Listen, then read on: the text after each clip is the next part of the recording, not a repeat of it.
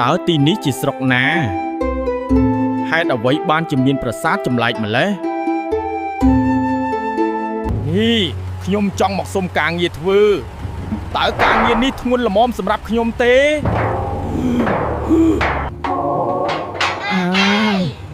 អូនប្រុសបើឯងខ្លាំងអញ្ចឹងទៅរត់ម៉ូតូដប់វិញទៅរកលុយបានស្រួលជាងអាវនេះពណ៌ស្អាតម្យ៉ាងដែរតែម៉ូតូនេះជិះយ៉ាងម៉េចទៅពូជូនខ្ញុំទៅផ្សារអូស័យតិចទៅ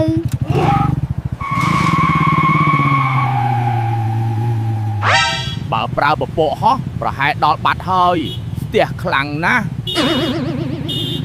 វងវែងផ្លូវមែនទេក្មួយបាត់ឆ្វេងទៅផ្លូវធំហើយអរគុណហើយអរគុណនំស្រីជីវិតជាអ្នករត់ម៉ូតូឌុបក៏សប្បាយម្យ៉ាងដែរញ៉ាំឲ្យឆ្អែតបងប្អូនត្រូវហើយបងឆ្ងាញ់ណាស់